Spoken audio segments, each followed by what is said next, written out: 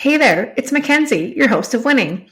We're looking for sponsors for the podcast. If you have a business that you would like to promote to thousands of people, send us an email at podcastwinning@gmail.com or send us a message on social media. I cannot wait to hear from you. Now on to the show.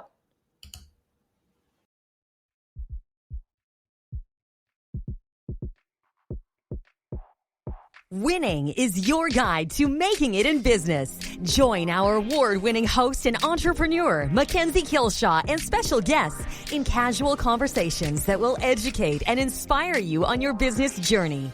Winning will help you learn the hard lessons the easy way with guidance from celebrated entrepreneurs and business leaders. It's fun. It's informative. It's winning. Hello and welcome to Winning. I am your host, Mackenzie Kilshaw, and today's guest is Shanda Doerksen. Hi, Shanda. Hi, Mackenzie. How are you? I'm good. How are you?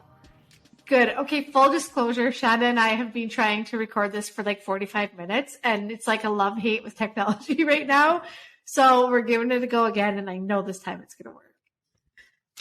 So Shanda, I've known for a long time. Actually, I'm friends with her older brother and her sister-in-law. So for me as a teenager probably, and Shanda, who's a little bit younger than me, was a kid back then, but it's really exciting to see her progression through her career and her, she's in the marketing field.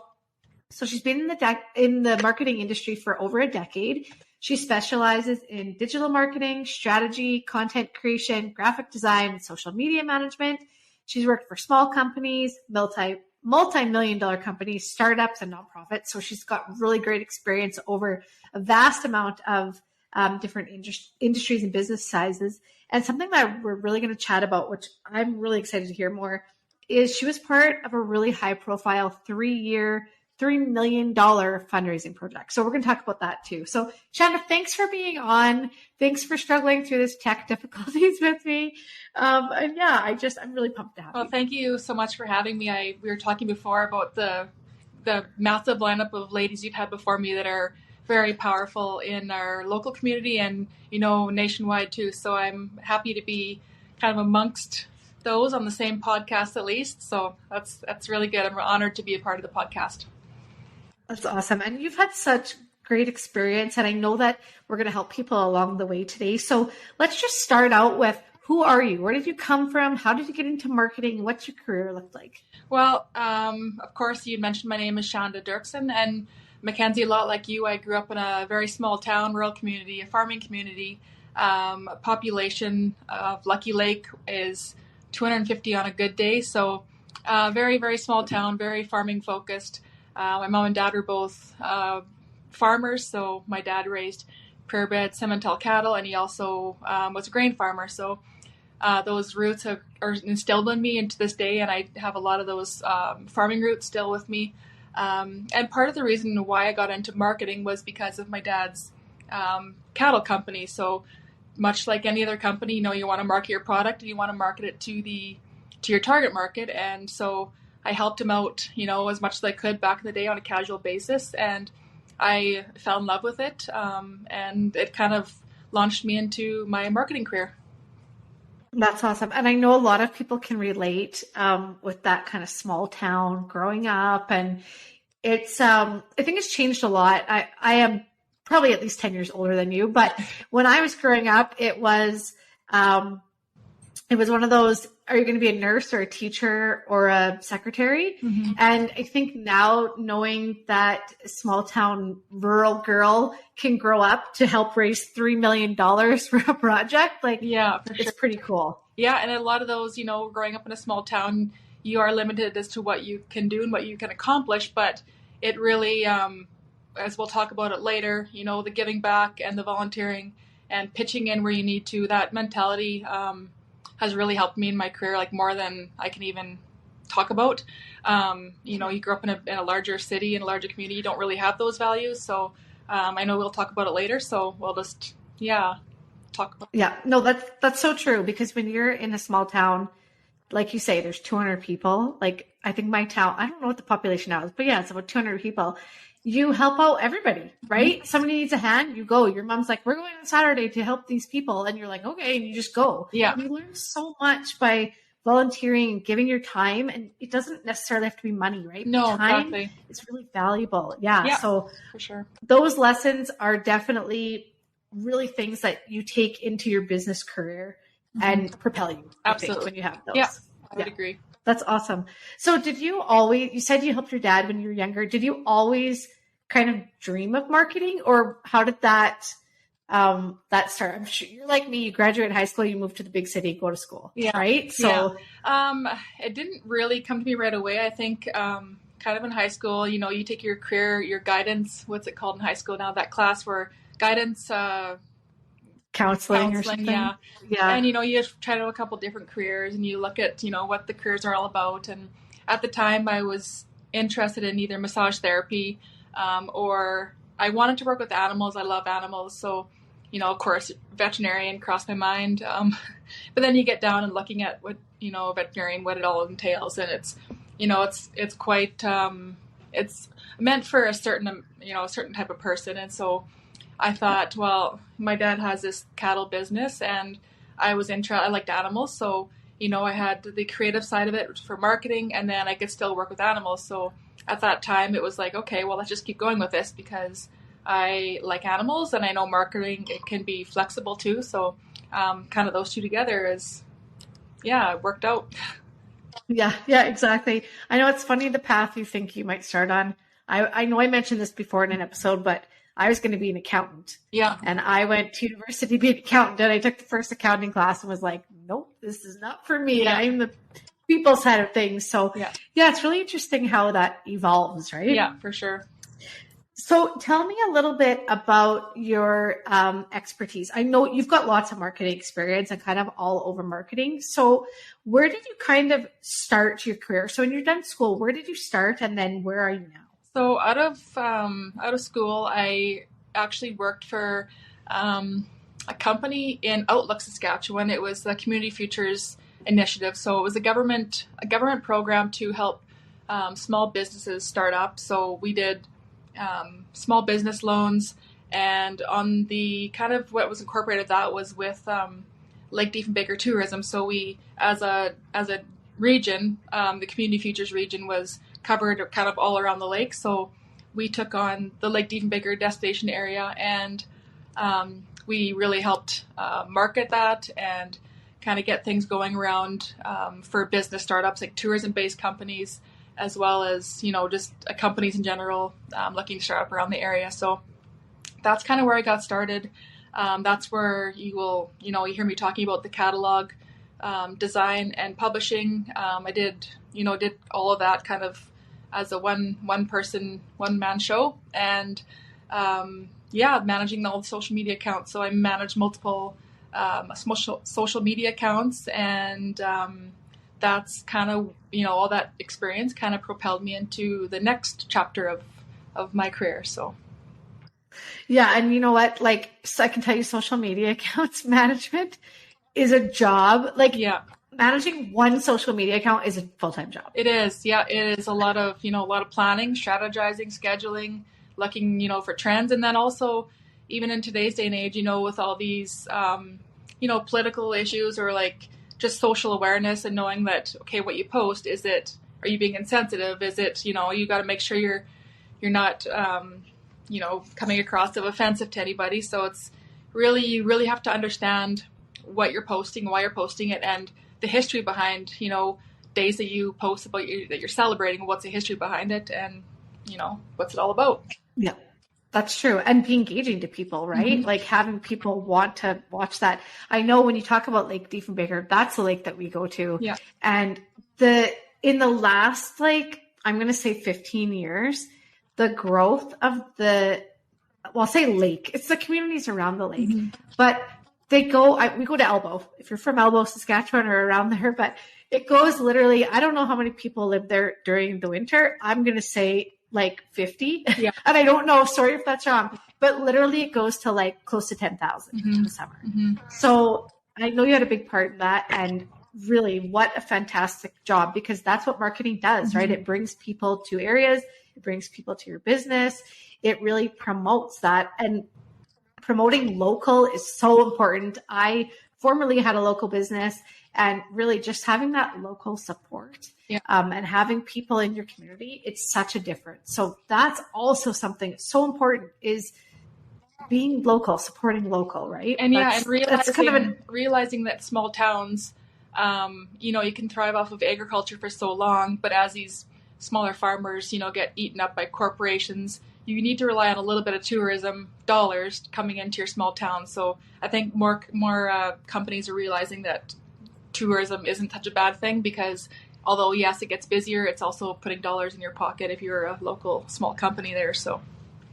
Oh, for sure. And having things like a grocery store, like if you live in a city, you don't think about not having a grocery store. You have multiple you can go to. If you're in a small town that is an hour away from a larger center and you don't have a grocery store, like that's devastating to a community. Yeah. So having things like tourism come in that ensure your store can stay open, your post office, things like that we really take for granted in the larger centers. They're really important to small towns. It is. Survival, right? Yep, for sure. Yep. I think this is a whole episode on its own. So this might be another episode. But yeah, I love that the community volunteering, community support, supporting small town is really cool. So the role you're in now, I know that it didn't exist before you came into the role. So how did you take a non-existent role and create a marketing department, really, strategy, everything? Like, how did you feel doing that, and how did you actually do it? Well, yeah, so it was, a brand new role. It was something that was a brand new to everyone, not just the role, but, they saw that, marketing maybe should be something they should bring into the company, just see the opportunities that it can provide. So as I began there, it was literally, I didn't have much for equipment. I had to recommend and say, hey, I need this. If you want me to, provide professional content and that kind of stuff, then I need these programs. So like the Adobe Creative Suite is something I use on a daily basis now. Got a really good camera, and so that, and then also understanding the industry and understanding who our target market is. What's our story? What story are we trying to tell? How are we going to tell it? And understanding that there's also some intelligent property, so some IP behind the stuff that we manufacture. And so understanding the fine line between, we can't share, the IP, but we can share kind of what services we are and what we can provide. So learning that, and then developing, I guess, auditing what our brand was already. So when people say the company name, what's the first few words that come up in your mind? So is it negative? Is it positive? And if it's negative, let's, figure out a way to make them positive. And so kind of doing a brand audit, and then from there developing a marketing strategy that aligns with where our goals are going to be, what we want to do, and developing a marketing strategy that aligns with the company. So yeah, so you're very similar. That role is very similar to someone starting out in business or starting out as an entrepreneur, or maybe you have a business or you have an idea, but you have no idea how to market it. And people lots of times think, oh, I've got a great idea. I'll just do this, and then people will come and shop for me or buy from me or whatever it is. But that's not really the case, right? So hearing you say you literally started from nothing and had to grow it. And I mean, you had experience, which really I'm sure was your best asset because and you had past. And getting, the initial buy-in, I felt like, I'm brand new. Like I really got to prove something here. So I got to make my best effort to put it forth, and then hope that you get a little bit of buy-in, and then more buy-in. And then as things roll out, they say, hey, you know what? It's really paying off. It's doing, it's doing what it's supposed to. The ROI, which return on investment, is really good. So yeah, it's been exciting to see it evolve over time and become what it is today. Yeah, that's awesome. And you have to monitor that, right? Like your ROI. I mean, you have to be able to know what's working and what's not working. Yeah. And it's okay if something doesn't work, right? We talk lots about success and failure. If you roll something out and it doesn't work, it's okay. Just move along, do something else, and learn what you need to learn from that and continue on. Just right? Like A/B testing. You test two different methods, and if A doesn't work, then you go with B. So You talk about Exactly. A/B testing. That's kind of where it comes into play as well. So you just evolve as things go along. So yeah, and that's a great point to make. And is like really a great thing for A/B testing that I've found is an email, right? It's like you can send the same information out in an email, but format the email a little bit different, send it out at 2 different times, and see what works, right? And guess what? If one nobody opens or reads, well, it didn't work. So go with the one that did, right? And things like that.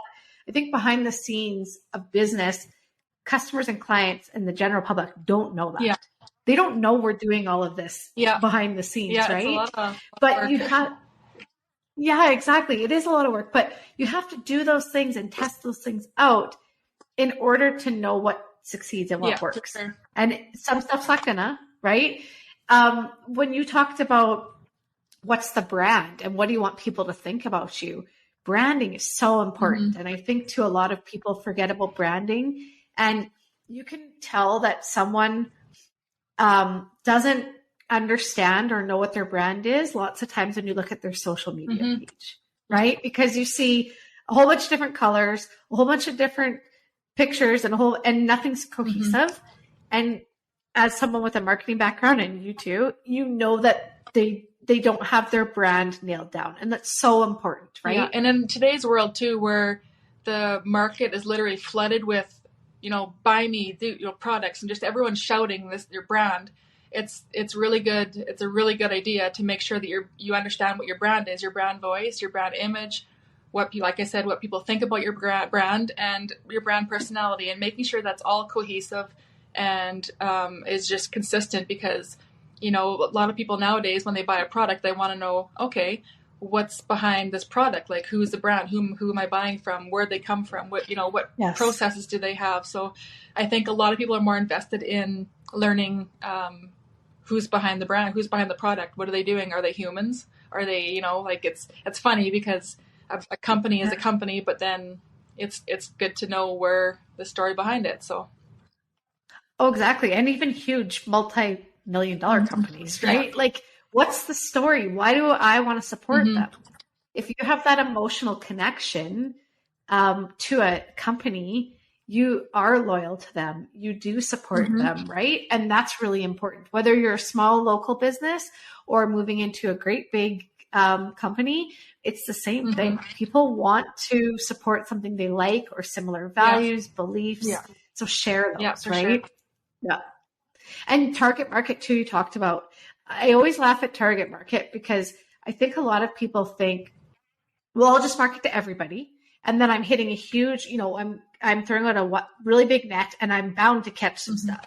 But lots of times, if you don't define that target market, you miss out on everybody, right? Because you're so right. If you go on, I'm sure most of the people listening are on Facebook or Instagram. It's literally a lot of ads, right? So you just scroll on by. And if you don't see something that you resonate with, it's gone. So that casting a huge net is never going to work. Yeah. You have to figure out who your target is. And in a world where everyone's shouting, about their product and we do this, we do that, instead of shouting, just whisper to your very defined niche, your defined target market, because that's going to be more effective than just shouting, we do this, we can help you with this. That's not effective because everyone, I guess, is kind of doing that, has that strategy.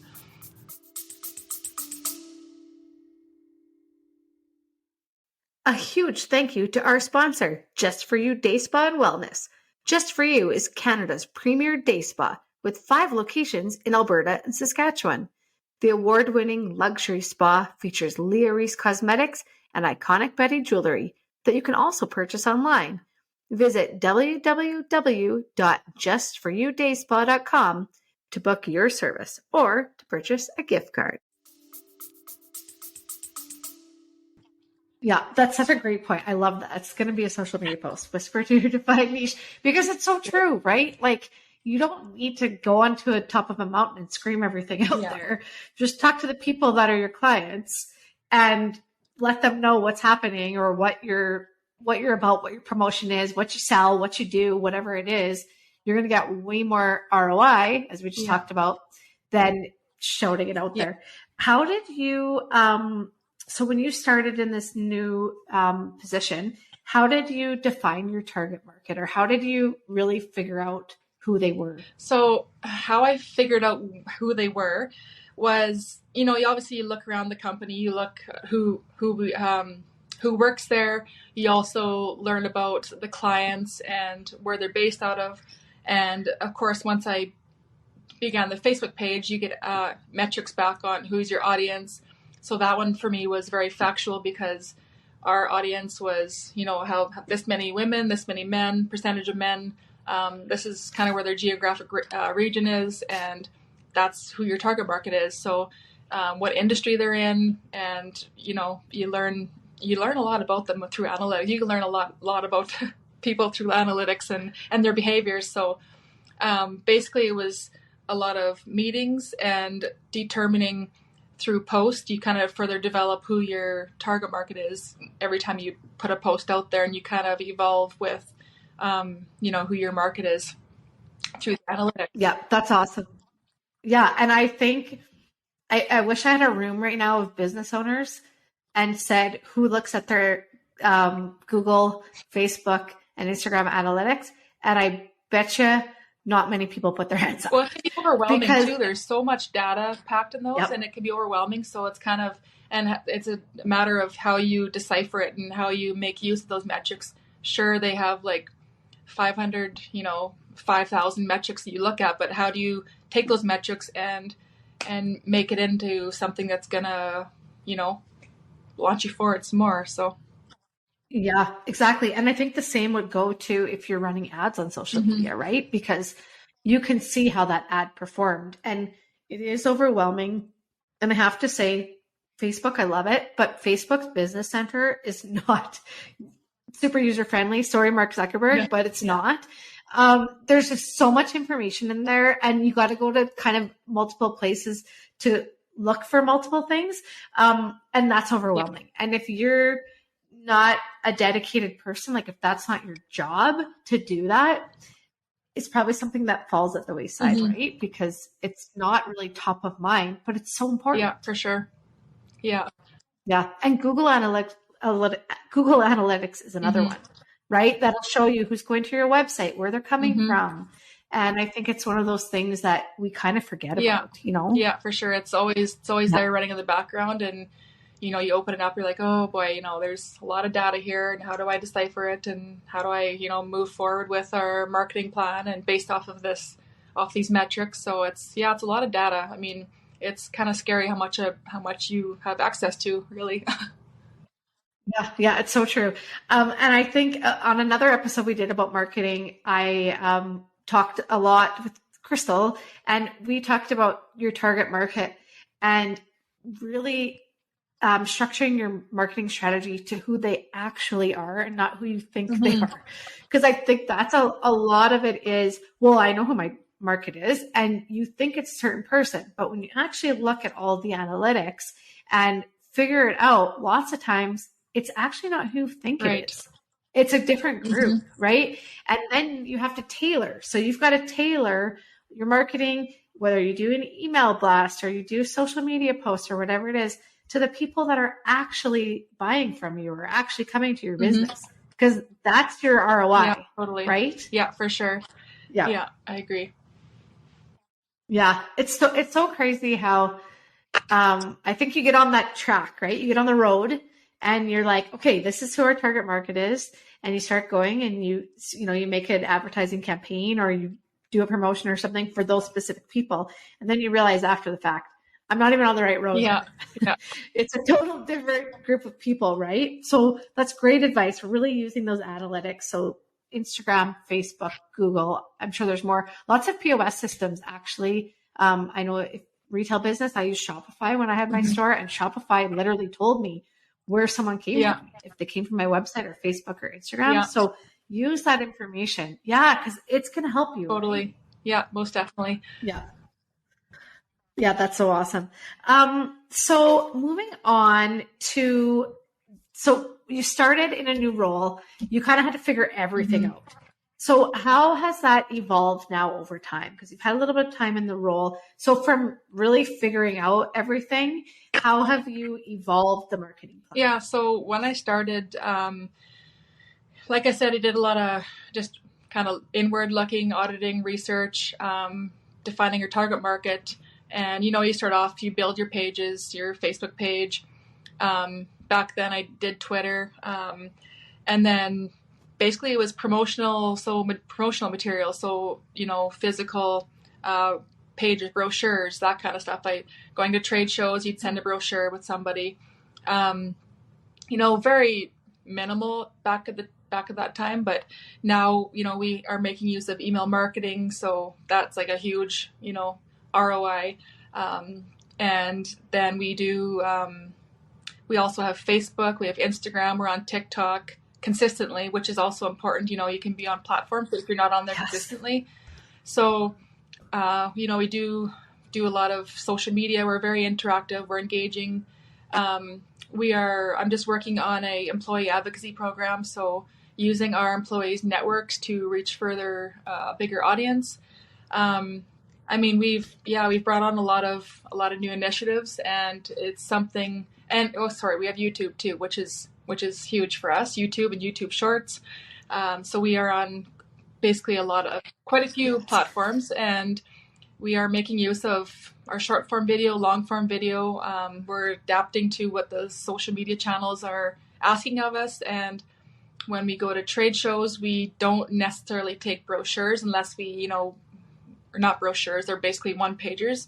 Unless we know that, someone's really looking for that. But kind of as we go on in the years, it's the people that are taking over these higher positions are people in my age group. So you're looking at the 30 or 40-year-olds. So where are they? They're not looking at brochures. They want to know your website. They want to know your social media. So you got to realize that's where your market is. That's where you have to, that's where you have to go. If they want a brochure, they can find that in a social media form, in a short form video type content. So we do focus a lot on video content and showing people what we do and what our story is. So yeah, and I love your point about consistency.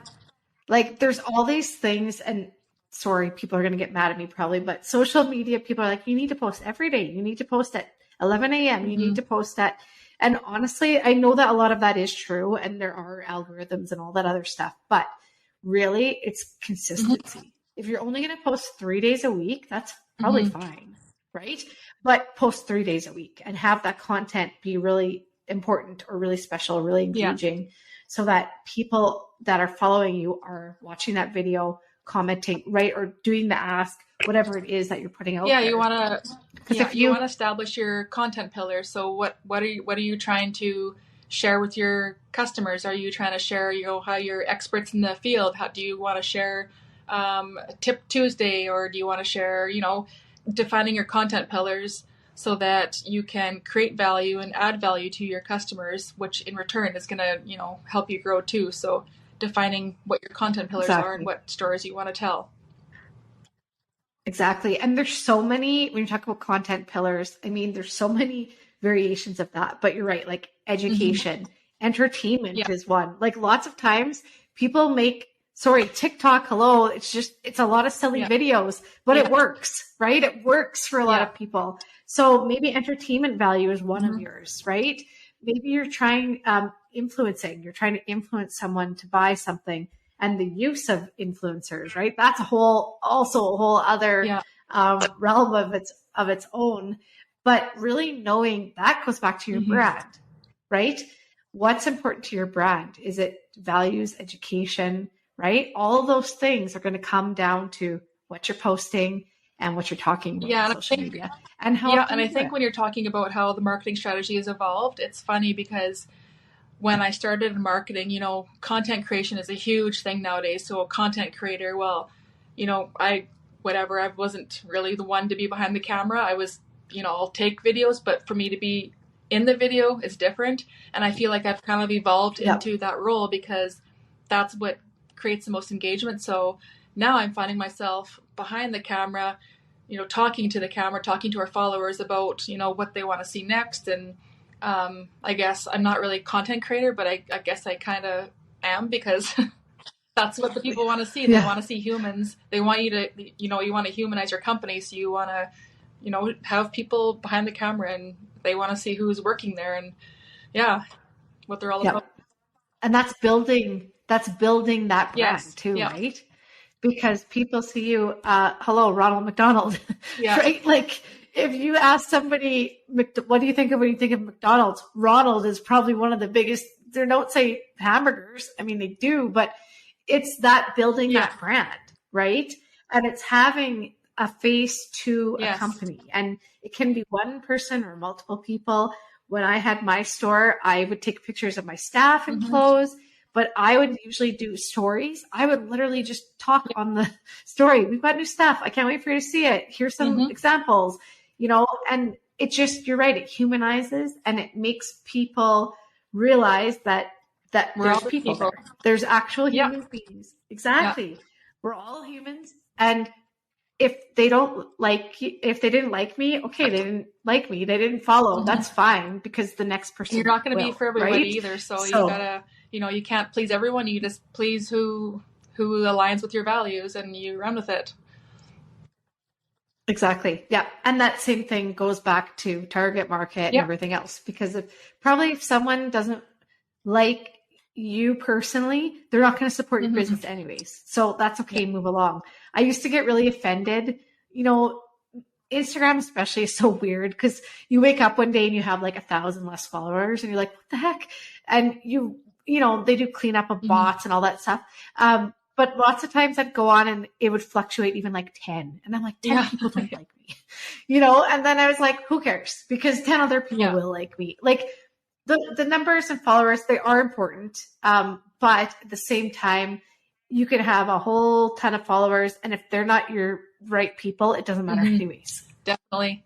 Right? Yeah. You can't be everything to everybody. You just have to be you for the people that are your biggest fans and want to work with you and have the same values as you. So, yeah.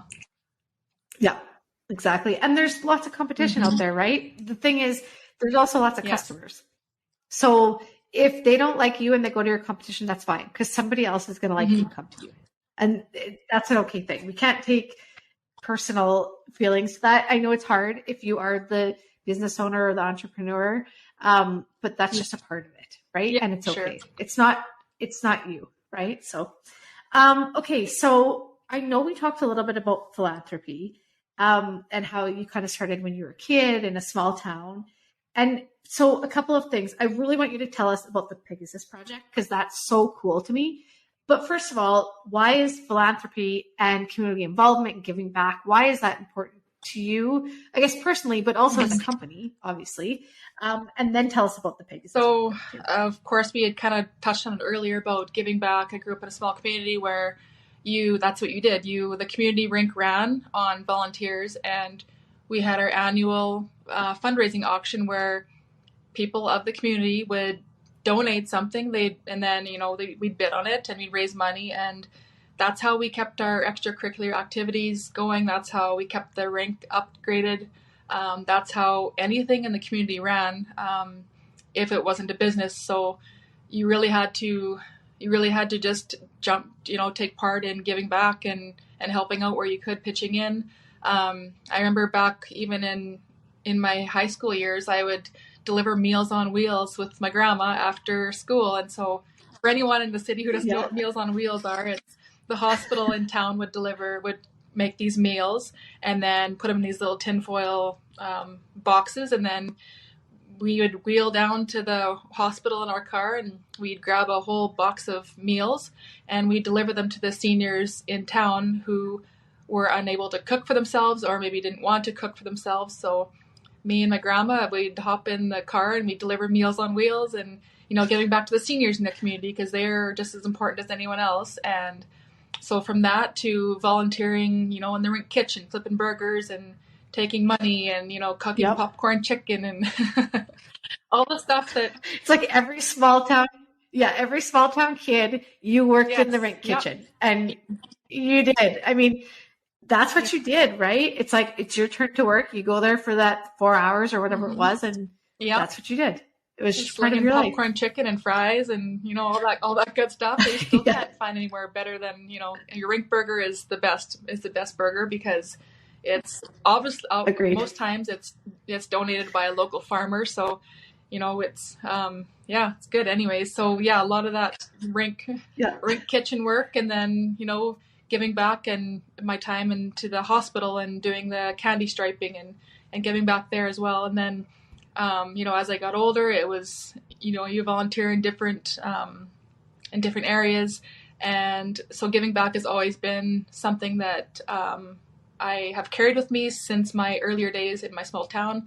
And I guess along with my strong passion for marketing and carrying that passion for giving back as well, my boss and the CEO of the company I work for now, Tom Foster, he was a part of this Pegasus Project, and he thought, hey, this is an opportunity for you to be a part of this project. It's giving back to the people of Saskatchewan, and Stars Your Ambulance, which is a much needed, critical service to the people of Saskatchewan, to everybody. Doesn't matter what age you are, no demographic, it's just for everybody.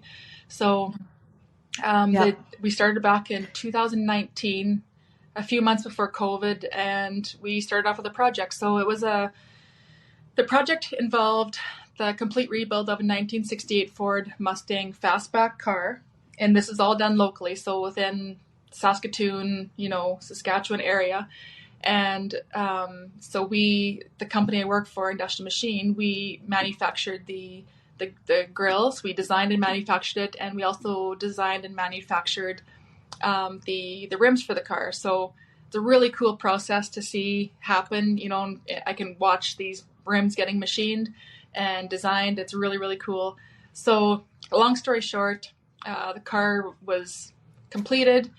We had ambassadors Kim Coates, who is a Saskatoon born and bred, and he's actor.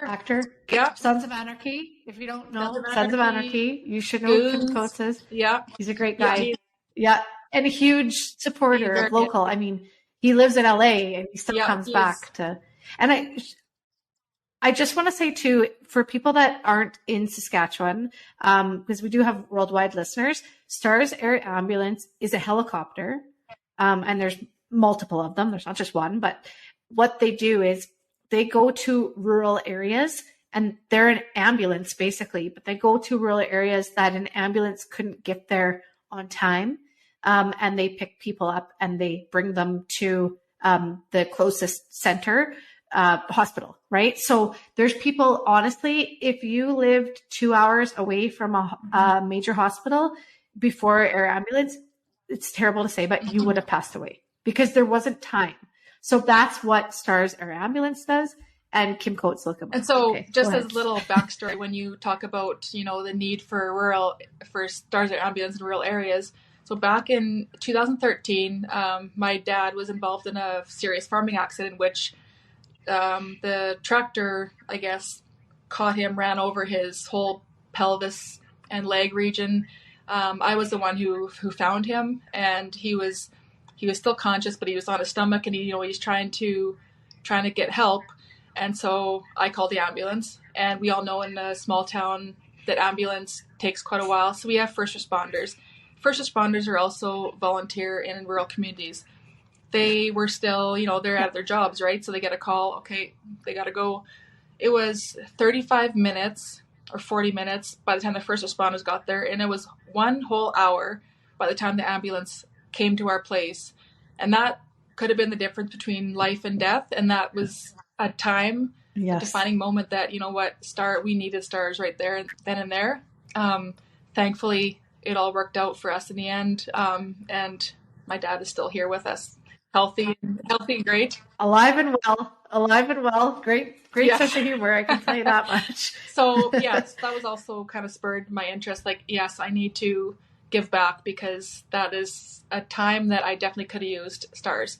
So kind of moving on with this project then, the car was completed, and we were in partnership with Ford Canada to have the car on display down at the famous SEMA show down in Las Vegas. So it was under the beautiful blue Ford lights, a great display, had a lot of traffic and a lot of admiration for the car. And that then a few months later, it was driven in a beautiful Pegasus trailer from Las Vegas over to Scottsdale, Arizona, where we just hang out for a little bit, get ready for the Barrett-Jackson auction, which is a famous, I mean, sure, everyone's heard of it before. We got the car shined up and ready to go. It was detailed, was checked in. It was put on a lot that was the very first car you saw when you walked in. And fast forward a few days when our car was ready to go on the auction block, a lot of hype around it and a lot of excitement from everyone in Saskatchewan, everyone in Canada. It was a huge, huge project. And so huge. The car ended up selling for $1 million, which broke records. It was coined the $1 Million Mustang, and talk about chills and tears and excitement and yes, so, we did this Saskatchewan, we did this Canada, people in the States, all over the world. There's people watching everywhere. So the best part was 1 million, 100% of the hammer price went back to Stars Your Ambulance to help fund their $10 million fundraising campaign, which was for their new H145 Airbus. And the car was bought by a businessman, philanthropist in Prince Albert, Gord Broda, which a lot of people are familiar with him too. So very, very cool. Yeah. That's so cool. And the thing is, it was people being like, hey, we need to raise money. We need to get this air ambulance. We need to get stars in more places. We need to get this new Airbus. We need to do whatever it is. It started from an idea, and look what it did. Yeah. Right? It's not a steak supper. It's not a little auction here and there. This is a big, massive 3-year project that involved a lot of local companies, a lot of local buy-in and talent. There was so much talent behind this. The car was designed and was designed by a local Saskatoon man. So it's it's crazy how much talent we have here locally. Oh, exactly. And you don't even realize it until you're involved with things like this, right? Because you don't even think that someone can design a car. It's not even in your realm of thought. And then you're sure, somebody can do that. Yeah, exactly. And actually we can. That's such a great, I love how you said that, because that's part of being in business, right? It's you have an idea, you have a thought, you want to do something. And usually the first thing that people come into their head is, I can't do it. It's not going to work out. I don't have the money, time, whatever it is. And then they just don't do anything. But look what happens when you have an idea and somebody had that idea. They're like, we should redo a car. And people are like, okay. And everybody jumped on board, right? So if you have a great idea, run with it. The worst thing that happens is it doesn't work out and you move to the next thing. Yeah, and actually prior to this project, so this is their second biggest project. The first one was when they were building the Jim Pattison Children's Hospital. They rebuilt a F-100 truck. So same concept, same idea, but that money went to the Children's Hospital. I think it was around $500,000. So we scaled this up, went up a little bit more, and it's exciting to see what the next project will be. But I was going to say, so what's the next one? I'm fully aware, and I'm so honored that I was even a part of that project, because I know there would have been hundreds in line that would have loved to take my position and being a part of that. So I have Tom Foster to thank for that. He's been so great in providing me opportunities and including me. So that's awesome. And that's another thing too, just on a side note, is including your employees in these types of things and opportunities for them to grow and develop. Because think of all the things that you learned by doing. I can't even begin, right? Yeah. No, I love that. And I talk lots too about delegating to your staff and getting, you sometimes have to give them jobs that you maybe could have done faster, maybe a little bit. I don't want to say better, because I don't want to put down your employees, but you could have done, but you have to have people learn new skills and have the chance and the opportunity to do things, because it might be raising $1 million for something And you don't know if you don't give them exactly. that chance, right? For sure. So that's awesome. Thanks, Tom. I don't know Tom, but thank you, Tom. Appreciate that. Okay. Do you have a most important lesson that you can share with the listeners that you've maybe learned along the way? Oh, I guess that's a tough question. The biggest lesson is just, I mean, as the years go on and as things evolve and change, you just have to be ready and be on top of how do you stay relevant? How do you keep on the trends?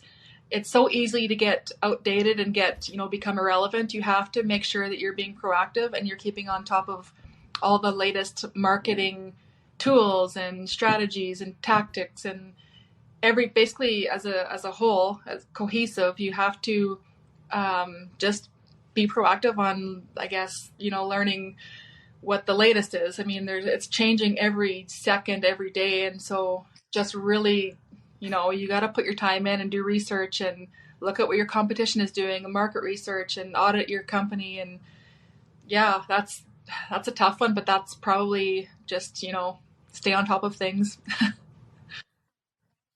It's true. It's very true. And the thing is, if you're not sure how to do that or what to do, Mm-hmm. you pay somebody to do it, right? And if we didn't learn anything from COVID, we learned that you have to be able to change, and you have to be able to say, this is no longer working. So what will work for us, right? Because that's part of business. Things don't work for 100 years. That's not how it goes, right? And if a trend or something isn't for you or doesn't work with your brand, it's okay to just leave it aside and do the things that do work for you. But I love that approach of staying relevant, being proactive, because without that, you are going to get lost in the shuffle, right? And social media is not going away and anytime soon. I mean, it's massive. It's a massive, it's massive, and it's something that is not going away anytime soon because it's making people money. Like, doesn't matter who you are. If you're an influencer and you don't have actually like a job outside of that, you can make a ton of money doing that. So it's around for a while. Yeah, it's very true. Staying relevant, super important.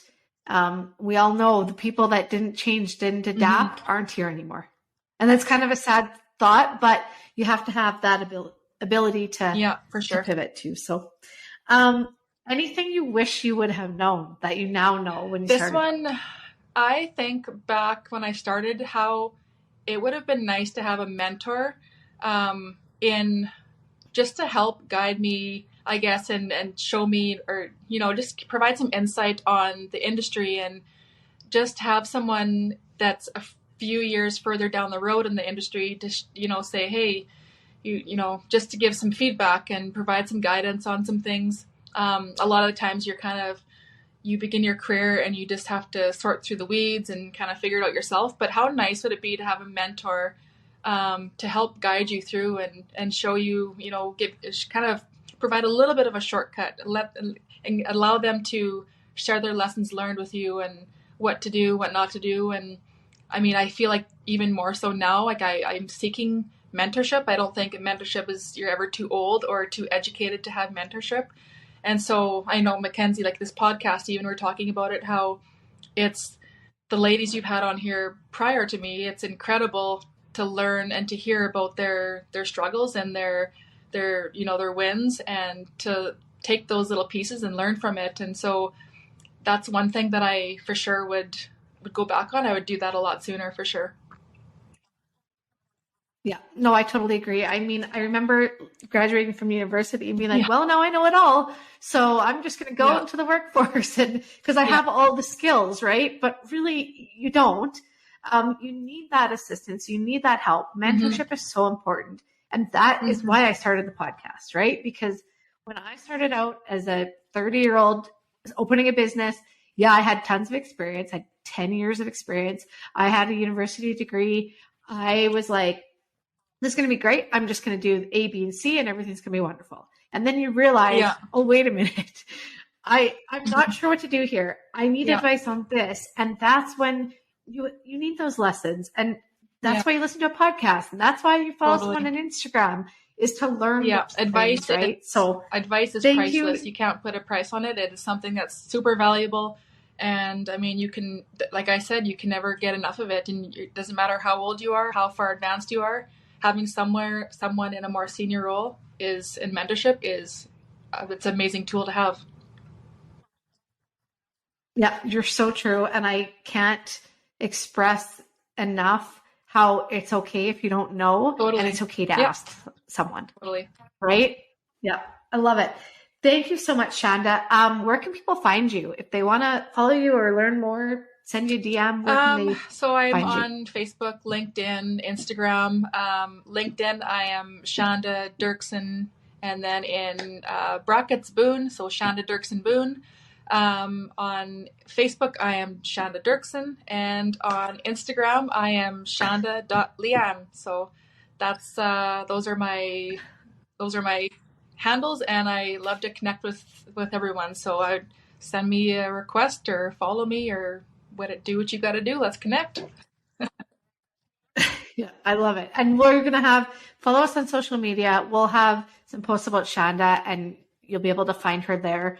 Gotta love when you get married, because then all of your handles change, right? I'm Mackenzie Kilshaw. People are like, on Instagram, they're like, you hyphenated your name. No, I didn't, Yeah. but no one knew who I was when I got married. So that was was what I had to do. So thank you, Shanda, so much. I really appreciate your time. I appreciate what you've done, especially for stars. And I know that's important to you too. And just thanks so much. I really appreciate it. And I am really looking forward to our next episode too. So tune in to our next episode, and we'll see you then. Thanks for listening to Winning. Be sure to subscribe to get all of our new episodes. If you enjoyed this episode and you'd like to help support the podcast, please share it with others, post about it on social media, and leave a rating and review wherever you listen to Winning. To catch all of the latest from us, you can follow Winning Podcast on Instagram at winning_podcast, Facebook at Winning Podcast, and on Twitter at Winning Pod. Winning was created and is produced by me, Mackenzie Kilshaw. Music created by Summer Furby. Editing by Seth Armstrong. Special thanks to Shauna Foster for voicing our opening. And of course, a huge thank you to this episode's guest. Thanks again for listening, and I'll see you on the next episode.